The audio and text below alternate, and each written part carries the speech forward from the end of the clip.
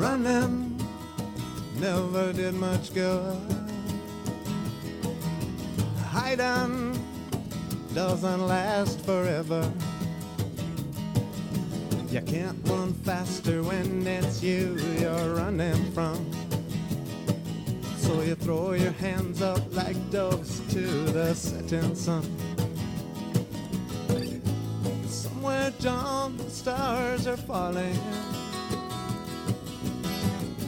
like dews upon a thin black veil.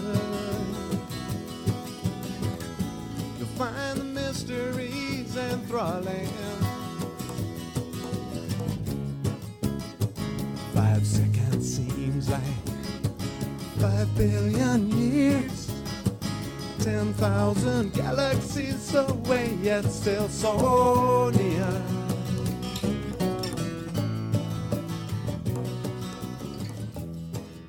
Welcome to Karen Holton's podcast. Karen permanently lost 178 pounds and found happiness and success by following her own advice. She has now developed that advice into the quantum health transformation. Heal, evolve, and thrive. Karen's website offers a free webinar workshop series, and you'll also find tools, methods, and practices to assist you to become the change you want to see in the world. She believes that we are all connected. Heal the planet by healing yourself. Connect with Karen at her website, KarenHoltonHealthCoach.com, and through Facebook at facebook.com/Quantum Health Transformation. Now for the podcast.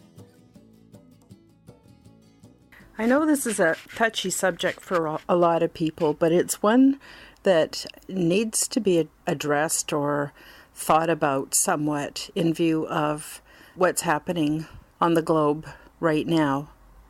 And this has to do with extraterrestrials or UFOs or interdimensional beings or angels and demons. Give it any label you want to describe it. Depending on your culture, it will vary. So what I want to talk about is just a few concepts. I want to deconstruct this whole issue a little bit and show you quite logically one way which happens to be the way that I came to and am coming to a calm, compassionate detachment over the whole thing. I know other people can too. Some people are pretty upset or freaked out or just cannot talk about it, and that's okay, because sooner or later though, better sooner to start dealing with it, I think, because later is going to be a bit hard to handle, all at once, and with the changes that come with that. Yeah, I know I'm talking about it as though it's a fact, but that's because I have seen my own evidence and I've done my own research, and also it makes a lot of sense. And so I put stock in a huge eclectic array of sources, anything from ancient prophecies and how they vary from culture to culture. So that would include anthropology and certainly sociology and archaeology, and all of the disciplines, the myths, the iconography, you name it. I look at whatever. I look at a lot of information before I come up with my own synthesis of that information. So what I want to talk about is, first of all, it sounds like I'm getting off topic, and I know I'm all over the place, but bear with and you'll see how these threads stitch together to form one picture, okay? So first of all, I want to talk about us in a historical context and how we react to what we consider to be beauty versus what we consider to be ugliness. And I'll give you an example. I like to watch different kinds of moving art type videos on Netflix, and one of them is deep undersea and different kinds of creatures that live there. And who am I to say, oh, that one's ugly and that one's beautiful, and that means the beautiful one is good and the ugly one is evil? And we've really been steeped in this. How often, the Bible says that Satan transformed himself into an angel of light. So, I mean, how ugly could Satan be? And that's sort of, in Western philosophy, sort of the epitome of evil as we understand it. But realistically, looking out into the world and what we consider to be beautiful or ugly, that varies a lot. And we're taught by psychologists.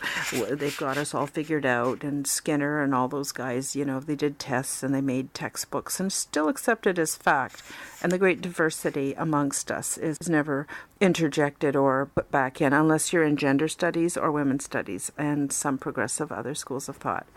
UVic is really, really quite cutting edge that way. And of course, I attended there, and so that flavors my perspective. Okay, getting back to good and bad, ugly and beauty. So we're more likely to vote for politicians that we would consider more attractive, and that's by the mainstream, pretty much, or the majority, but those are misleading terms, so don't take them too seriously, okay? Case just for illustration.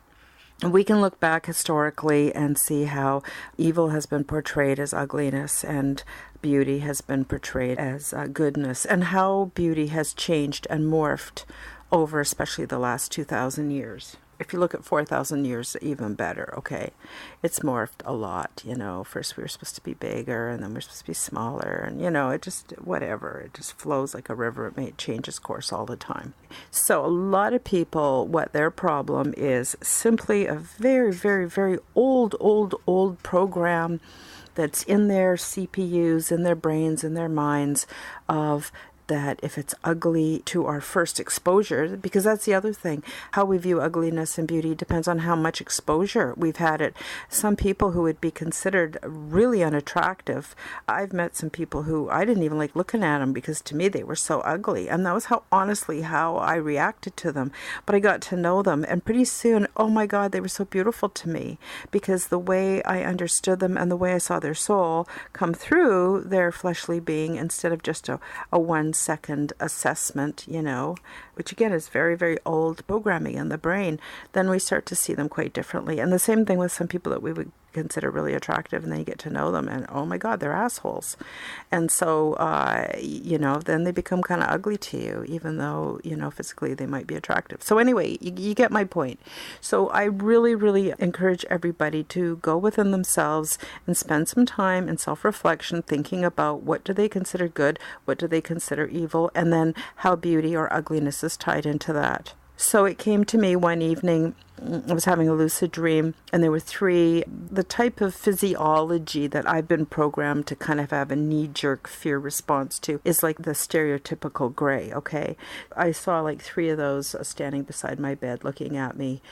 I got a little bit scared and I came out of it, and then I thought about it, and I thought about what was the topic of the lucid dream I was having. It was about angels.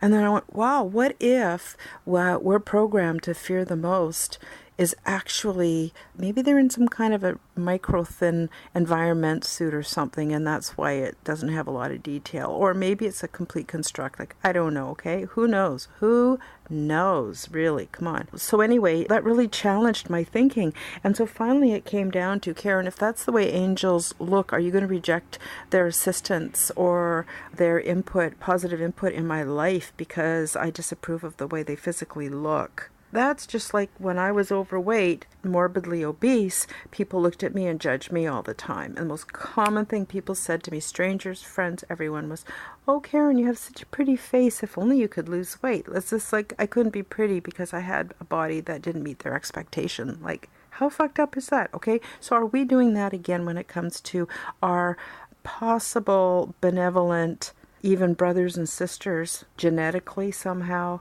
beings? Okay, that are here to help us. So it's like praying to God, oh, please send your angels to help. Please send your angels to help. And so the grays come down to help, and you go, oh my God, I want nothing to do with you. No way, I'm waiting for angels. You see what I'm saying here? Okay, so that was the first thing, was ugliness versus beauty, how we perceive ugliness and beauty. Spend some time thinking about that. And when you've sort of come to a position, what if, and you get to a place where you can sort of feel more comfortable with that part of the issue, then again, take a look at the whole, because now the whole has changed. And then take another aspect. So the other thing I want to talk about today is the concept of the asshole. And I'm not talking about the brown star here. I'm talking about the personality type. And we all move in and out of asshole all the time for various reasons. We don't have enough to eat. We're dehydrated. We didn't eat enough vegetables this week. God only knows, right? Again, who knows? It's different for every one of us because we're all different. It's diversity, right? We're all nubs on a nubby ball, and we all have our perspective, and it's all valid. Keep that in mind. Let's go back to the asshole idea. People ask me, what do I think of this nationality or that nationality? And I go, an asshole's an asshole. I like to stay clear of assholes, at least while they're being assholes, but not judge them that they will for all time be assholes, because like me, we take our turns, right? I mean, just being honest here. I steer clear of assholes, and I've got pretty good gaydar, but I got pretty good asshole detection. It's right in my solar plexus, and it lets me know right away. And yeah, sometimes I'm wrong because the person isn't always an asshole. It doesn't matter what a person looks like. A person is a person. And sometimes they're assholes, and sometimes they spend a lot of time in asshole mode. And they have a hard life because they have to reap the consequences of that. But that is their learning journey and none of our business. So in the meantime, we just try to spend less and less time being assholes. At least most of us do. And some don't care, and that's okay. We're all nubs on the ball. So getting back to the asshole, I have to tell you, honestly, I watch animals, and I watch animal shows, and I've done some very limited animal communication. And there are some animals that are assholes. So you can't judge cats as all being a certain way or dogs being all a certain way. No. I've seen dogs that are assholes, and I've seen cats that are assholes, and I don't really want to be around them when they're in asshole mode. Okay, same thing. Now extrapolate that to races that are extraterrestrial or not from Earth, at least as far as we know, and also factor in time zones. I mean, there are beings here from the past, from the present. So, this is like a huge learning opportunity for a lot. This is like the birth of our ascended consciousness. It's a big deal, okay, to them. Well, same thing with them. Okay, there are probably races of them that are maybe really beautiful, really, really evil bastards. But we don't know that. But not every single one of them is an evil bastard. They almost all have dissent groups or rebel groups. It's like Star Wars. You've got the Empire and you've got the rebels, right? That exists everywhere. Like, why would that only exist in George Lucas's mind, right? And so there are assholes in every group, and there are groups that have formed like a united, just say hypothetically, for those of you who watch Star Trek, say there really was Starfleet Command, an organization like that. It kind of would make sense, right? And if it does, because I think things are more advanced than we ever dreamed possible. So then there are rebel groups who've said, yeah, but that's sort of the mainstream way of doing it, but it isn't always effective for certain populations and in certain times. How much can you sit back, not get involved, while people just inflict unspeakable horrors on each other? And yeah, you got it, that's their learning journey, and blah, blah, blah, and pre-birth agreements and all the other jazz. Okay, but get back to it. There are groups that want to liberate us now, and they may not have. They might be working kind of underground or secret spy-like or something. You know what I'm saying? There's a lot going on here. As above, so below. Like, there's not a lot of difference. It just gets to be hopefully more benevolent as we go out, because there's a greater awareness and understanding. And I'll tell you, the simple factor is this. Everything that's here is here for a reason. Everything is energy. Everything is transforming and moving all the time. Nothing is sitting still. That's because we're really slow, big, cumbersome beings on this planet. And we don't think too smart. And most of us are not that healthy anymore. Not for because of the last 100 years changes in food technologies, etc., etc. So coming back to it, some of these races are assholes. And some of the beings within those races are assholes. You might have a benevolent group, and you could call them angels. And there might be assholes amongst them. Metatron is often featured as an asshole, but Metatron is a nub on a nubby ball, as everything else is, and that perspective needs to be heard and balanced. It's like us with our shadow side and our light side. So, we're hoping that some of these beings are more integrated and more ascended masters than us, but some will be and some won't be, because look at us today. Look at the technology, scary technology, or amazing technology, right? And most people are still, oh my God, sloped forehead, walking on their knuckles. There's something wrong with this picture here. It's out of balance. So what I'm saying is there's groups out there that are watching who give a shit and want to intervene and are intervening. And that's what the full disclosure program is all about, right? But the other thing too is there's nothing wasted. And so if we continue the way we do, and we're going to waste our own lives, but that doesn't matter so much as us wasting the planet's life, which is a greater life. I would intervene. If I was a bad kind of alien, I would want to intervene and go, no way, we got resources here that can be used. And it also, this is key to everything, guys. This is basically like the secret of life. Only by working together do we progress. As soon as we start to war with each other, separate each other, as soon as we give in to any of that illusion, it means destruction on a greater scale. What a waste. The universe I live in is very creative, not destructive. Yeah, there's a time for destruction because, for instance, Earth is basically about birth and renewal, which includes destruction. That's what everything is. Everything, your skin and the trees, everything around us, it's all birth and renewal, because those are the lessons we learn on this planet. Now, other planets have other lessons. Other universes have other lessons. See, it's more complex than the brain is really capable of understanding. Let me just get back to the whole concept of assholes. Keep that in mind, but don't toss that around yet in your mind until after you've dealt with the beauty, benevolent, ugly, malevolent, that whole dichotomy, and until you can flesh that out in a nubby ball and see lots of points, enough to get the idea, right? That's complex. And we move out of fear because we move into understanding. Then immerse yourself into this whole concept of an asshole is an asshole. Two really simple concepts, but if you don't weigh them out, we get this old programming that just comes in and starts taking over. And it's not necessary. It's not going to help. Above all, stay calm. That message is out there loud and clear. Stay calm. Well, how do you stay calm? Well, you move out of fear.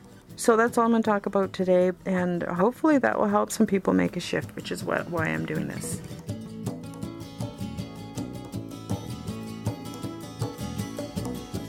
Lion only makes you hurt. Denying only makes it worse. Love and surrender seem the fastest way to bring an end to bitter, painful days. Somewhere, John, the stars are falling like jewels upon a thin black veil, and you will thrill to hear your calling. 5 seconds seems like 5 billion years, 10,000 galaxies away, yet still so near.